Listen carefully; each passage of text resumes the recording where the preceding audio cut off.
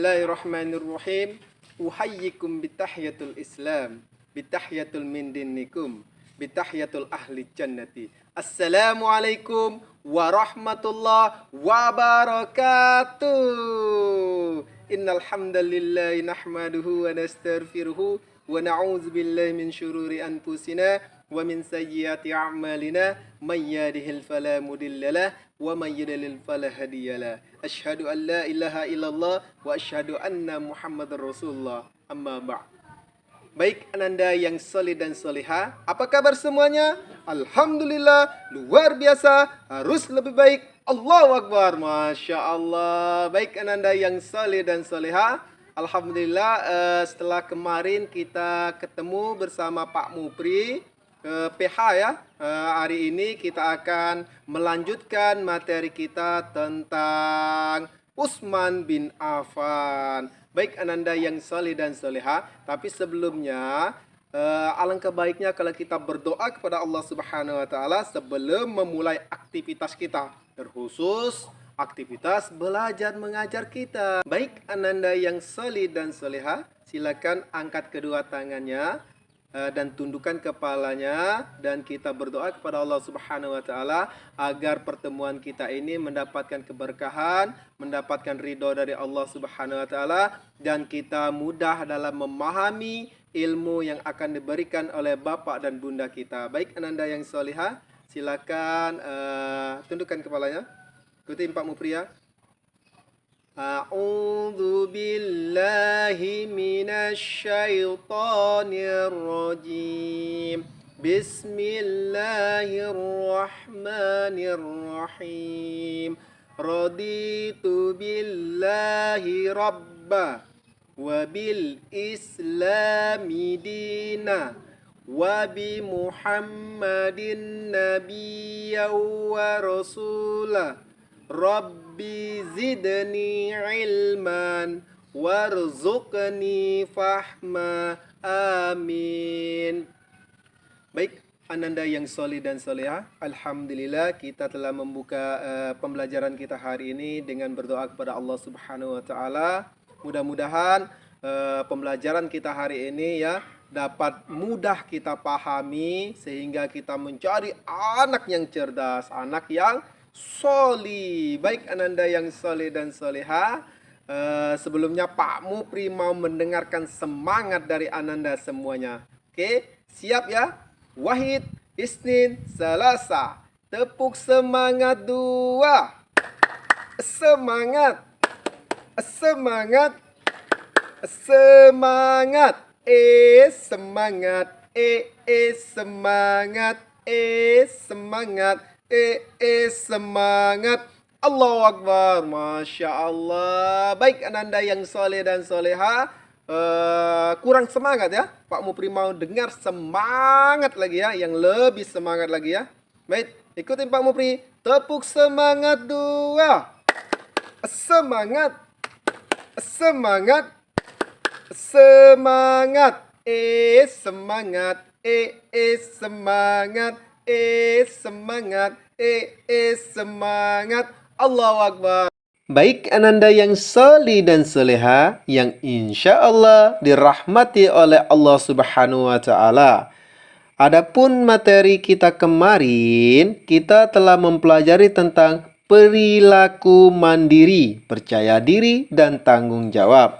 Dan hari ini kita akan mempelajari tentang kisah sahabat Rasulullah, yaitu kisah Utsman bin Affan. Tapi sebelum Pak Mupri menjelaskan kisah Utsman bin Affan, Pak Mupri akan menyampaikan tujuan pembelajaran kita pada hari ini. Yang pertama, setelah ananda menonton video ini, ananda dapat mengetahui kisah sahabat Rasulullah SAW, yaitu Utsman bin Affan. Yang kedua, setelah ananda menonton video pembelajaran ini, ananda dapat mengambil keteladanan dari kisah sahabat Rasulullah SAW, Utsman bin Affan. Baik ananda yang soleh dan soleha, ananda yang soleh dan soleha, Pernahkah kalian mendengar kisah tentang sahabat-sahabat Rasulullah? Ya, sahabat Rasulullah yang juga merupakan khalifah. Pada bab ini, kita akan belajar tentang perjuangan sahabat Rasulullah sekaligus menantu dari Nabi Muhammad SAW yang patut kita contoh keteladanannya dalam menyebarkan dan membela agama Islam, yaitu Utsman bin Affan. Utsman bin Affan adalah khalifah ketiga setelah Umar bin Khattab. Ia merupakan sahabat Rasulullah. Ia juga merupakan menantunya Rasulullah SAW. Ia adalah seorang yang sangat dermawan. Ia juga berhati lemah lembut dan juga mempunyai jiwa dan kepemimpinan yang luar biasa, teguh dalam pendirian. Kekayaan yang dimilikinya digunakan seluruhnya untuk kepentingan umat Islam. Masya Allah. Pada masa Khalifah Utsman bin Affan terjadi penulisan dan pembukuan Al-Quran yang disebut dengan mushaf, yang kemudian tersebar di berbagai wilayah yang telah dikuasai oleh umat Islam. Bagaimana kisah selengkapnya? Yuk kita cari tahu tentang kisah sahabat Rasulullah. Kita dengarkan video pembelajaran berikut ini tentang Utsman bin Affan. Mari kita pelajari bersama. Kegiatan yang pertama yaitu silsilah. Baik ananda yang saleh dan soleha, alhamdulillah ya. Kemarin kita mempelajari tentang kisah Utsman bin Affan ya, tentang silsilah Utsman bin Affan, perjuangan Utsman bin Affan dalam dakwah Islam. Selanjutnya kita akan belajar tentang Utsman bin Affan diangkat menjadi khalifah. Pada masa Khalifah Umar bin Khattab, jauh hari sebelum Khalifah Umar meninggal, ia berpesan kepada kaum muslimin bahwa Utsman bin Affan yang akan melanjutkan kekhalifahan sepeninggalannya. Khalifah itu artinya pemimpin ya. Utsman bin Affan diangkat menjadi khalifah pada tahun 644 Masehi melalui Majelis Syura. Majelis Syura itu artinya bermusyawarah ya antara teman-teman sahabat-sahabat Rasulullah itu ya, yang beranggotakan para sahabat yang terpercaya, yaitu Ali bin Abi Thalib, Abdurrahman bin Auf, Thalha bin Ubaidillah, dan Sa'ad bin Abi Waqqas. Utsman menjabat khalifah pada usia 70 tahun. Alasan Utsman ditunjuk menjadi khalifah ketiga adalah karena ia memiliki perilaku yang baik, perilaku yang jujur, seorang yang dermawan, ikhlas dalam berkorban, dan dicintai oleh kaum muslimin. Masya Allah.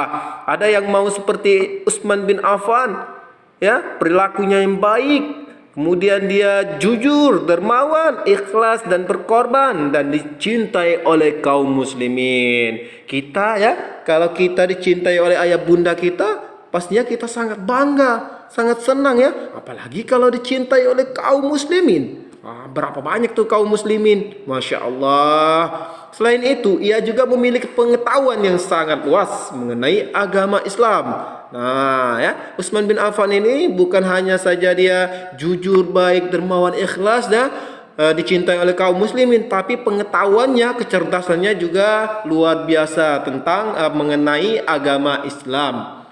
Khalifah Utsman bin Affan membangun benteng pertahanan yang sangat kuat ya, baik dari angkatan lautnya, angkatan daratnya. Wilayah kekuasaan Islam terus bertambah ya. Seiring dengan bergeraknya semakin luas kekuasaan Islam saat itu sudah meliputi Asia. Ada yang tahu Asia di mana? Ya, kita ini termasuk Asia ya. Ya. Kemudian Afrika ya, kemudian Eropa ya. Perluasan ke Asia meliputi Tabaristan, Hara, Kabul, Turkmenistan ya, Turkistan ya, dan Armenia. Nah, Armenia ini mendekati ini ya, mendekati apa namanya, ke dekat Rusia itu kan. Rusia ya. Perluasan ke Afrika meliputi Barkah, Tripoli, dan Nuba, Mesir Selatan. Perluasan ke Eropa meliputi wilayah Pulau Cyprus. Ada yang tahu Pulau Cyprus? Coba cari ya di Google Maps ya, Masya Allah. Baik ananda yang soleh dan soleha, selanjutnya ya, Utsman dalam periode Utsman, pembukuan Al-Quran ya. Pada masa kekhalifahan Utsman terjadi perselisihan tentang perbedaan cara membaca dan menulis Al-Quran. Dikarenakan wilayah Islam sudah sangat luas ya, terdiri dari berbagai macam negara dengan bahasa yang berbeda-beda. Mereka beranggapan Al-Quran yang mereka tulis dan mereka baca adalah yang paling baik dan benar, sedangkan yang lain salah. Mendengar kejadian tersebut, Khalifah Utsman membuat kebijakan untuk membentuk panitia penulisan dan pembukuan Al-Quran. Di antaranya yaitu Zaid bin Sabit sebagai ketua ya, yang ditunjuk oleh Utsman bin Affan, Abdullah bin Zubair, Sa'id bin As, Abdurrahman bin Haris sebagai anggotanya. Kemudian mereka dikumpulkan ya, kemudian mereka mengumpulkan lembaran-lembaran atau mushaf Al-Quran ya, mushaf ya, berupa lembaran-lembaran surat ya, suhuf. Al-Quran sudah dilakukan sejak kekhalifahan Abu Bakar ya. Kemudian para penghafal Al-Quran menuliskannya pada pelepah kurma, pohon, daun, kulit, tulang, dan batu-batuan. Hal ini dikarenakan belum adanya kertas pada masa itu. Lembaran-lembaran disimpan oleh Hafsah binti Umar ya. Kemudian Hafsah menyerahkannya kepada Khalifah Utsman. Al-Quran yang telah dibukukan disebut dengan mushaf ya, mushaf. 5 mushaf yang sudah disusun kemudian disebarkan ke wilayah yang sudah dipilih. Utsman mengirim utusan untuk ditugaskan mengajarkan dan memperbanyak Al-Quran. Kemudian di daerah yang dituju, sahabat yang ditugaskan yaitu ada Abu Ja'far bin Jarid ya. Kemudian diutus juga membawa mushaf Al-Quran ke wilayah Syam ya. Ahmad bin Zubair ya diutus membawa mushaf Al-Quran ke wilayah Kufah. Irak, Mujahid diutus membawa mushaf Al-Quran ke wilayah Basra. Ismail bin Ishaq Al-Maliki diutus membawa mushaf Al-Quran ke wilayah Basra. Abu Ubaid ya, Al-Qasim bin Salam diutus membawa Al-Quran ke wilayah Madinah. Sejarah mencatat bahwa jasa terbesar kekhalifahan Utsman selain membela Islam dengan hartanya ya, kedermawanannya adalah merintis standarisasi Al-Quran. Langkahnya merupakan prestasi yang sangat luar biasa. Ananda yang soleh dan soleha, mau kita menjadi seorang penghafal Al-Quran? Kalau kita ingin menjadi seorang penghafal Al-Quran, maka sering-seringlah kita mendengar cerita-cerita orang yang mengagungkan Al-Quran. Seperti Utsman bin Affan ya, dia mengagungkan Al-Quran ya. Baik ananda yang soleh dan soleha ya. Selain itu, langkahnya juga merupakan prestasi dalam menyatukan umat Islam melalui kitab suci Al-Quran ya. Yang sebelumnya mereka berselisih paham ya. Ada yang mengatakan dia ini yang benar Al-Quran, ini yang benar Al-Quran ya. Allah telah sengaja menciptakan Utsman memenuhi tugas yang sangat mulia ini. Ya, selanjutnya yang terakhir yaitu runtuhnya kekhalifahan Utsman bin Affan. Di masa kekhalifahan Utsman bin Affan, Islam menguasai banyak sekali wilayah yang tersebar di benua Eropa, Afrika dan Asia. Semakin luas wilayah yang ditaklukkan, semakin banyak pula musuh-musuh Islam yang ingin menghancurkan Islam tersebut. Salah satunya adalah kerajaan Romawi ya, yang melanggar perjanjian dan mereka menyerang kota Iskandaria dengan angkatan laut yang berkekuatan 1000 kapal perang. Masya Allah ya. Mereka menyerang kaum muslimin ya. Mereka melanggar perjanjian damai antara kaum muslimin dengan kerajaan Romawi ya. Kemudian mereka melanggar ya, tetapi dengan izin Allah serangan itu dapat dipatahkan oleh tentara Islam ya. yang dipimpin oleh panglima perang yang sangat gagah berani ya. Siapa dia? Ada yang tahu? Ya, benar sekali, Abdullah bin Sa'ad. Dan perang tersebut dimenangkan oleh pasukan Islam. Peristiwa perang itu disebut dengan perang Zatus ya. Zatus Sawari, yang artinya perang tiang kapal, karena terdapat banyak kapal dalam peperangan tersebut. Pemerintahan Utsman berlangsung selama 12 tahun, dimulai dari tahun 644 Masehi sampai dengan tahun 656 Masehi. Pada paruh terakhir masa kekhalifaannya ya, muncul perasaan tidak puas ya dari kalangan muslimin, ada kekecewaan di kalangan umat Islam terhadapnya ya, karena fitnah dan hasutan dari Abdullah bin Sabah ya Al-Yamani, salah seorang Yahudi yang berpura-pura masuk Islam. Ibnu Sabah ini gemar berpindah-pindah dari suatu tempat ke tempat lain untuk menyebarkan fitnah kepada kaum muslimin yang baru masa keislamannya ya. Salah satu faktor yang menyebabkan banyak rakyat berburuk sangka terhadap kepemimpinan Utsman adalah fitnah yang menyebutkan kebijaksanaannya mengangkat keluarga dalam jabatan yang tinggi. Setelah banyak anggota keluarganya yang duduk dalam jabatan-jabatan penting, Utsman laksana boneka di hadapan kerabatnya itu ya. Itu fitnah yang sangat kejam ya, yang dilontarkan oleh musuh-musuh Islam ya, seorang Yahudi yang pura-pura memeluk Islam ya, sehingga dia menyebarkan fitnah kepada kaum muslimin ya, sehingga kaum muslimin terbujuk rayuan asutan dari orang Yahudi tersebut ya. Kemudian dia tidak dapat berbuat banyak ya, Utsman tidak dapat berbuat banyak dan terlalu lemah terhadap keluarganya, kata orang Yahudi itu ya. Kemudian dia juga tidak tegas, kata orang Yahudi itu, terhadap kesalahan bawahannya.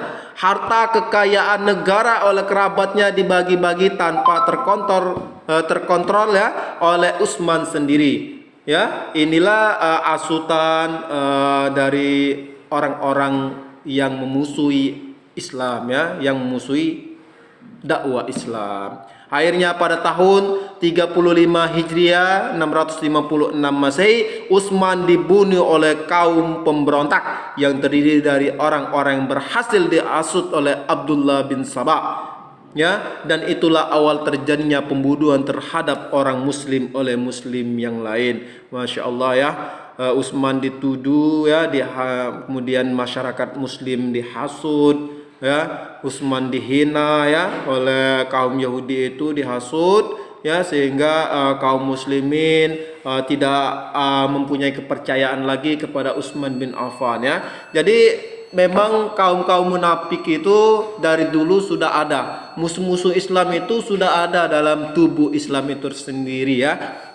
Sampai sekarang juga masih ada ya orang-orang yang memusuhi Islam ya, yang menghasut bahwa Islam itu adalah Islam teror ya, Islam teror ya. Jadi kita harus benar-benar mendengarkan, belajar ya kisah-kisah sahabat-sahabat Rasulullah ya, agar kita bisa mengambil contoh keteladanan beliau ya, kita bisa meneladaninya ya, kita bisa mengambil kita mencontohkan sifat dan karakternya yang luar biasa ya, bagaimana kedermawanannya, kebaikan Utsman bin Affan ya, kemudian Utsman bin Affan bagaimana dia menginfakkan seluruh hartanya untuk dakwah Islam. Jadi mana mungkin ya kalau Utsman ingin seperti boneka ya, padahal Utsman itu adalah seorang yang cerdas ya. Jadi karena asutan dari musuh-musuh Islam itulah sehingga kaum muslimin yang Pak Mupri katakan dia ini kurang memahami lah ya, kurang banyak belajar ya. Jadi kita harus banyak belajar ya, banyak belajar dari orang tua kita ya, dari guru-guru kita, dari ustadz-ustadz kita ya. Jangan sampai kita diasut oleh orang-orang yang memusuhi Islam. Baik Ananda yang soleh dan soleha, adapun tugas dari Ananda yaitu Ananda merekam video tentang Utsman bin Affan ya. Jadi Ananda menceritakan kisah Utsman bin Affan secara singkat ya, dengan bahasa sendiri dan dikirim ke Pak Mupri. Dan selanjutnya Ananda silakan memberikan tanda centang ataupun silang ya pada daftar berikut ini di kolom yang sesuai dengan sikapmu sehari-hari ya. Kemarin kita sudah mencentang 1 sampai 5 ya.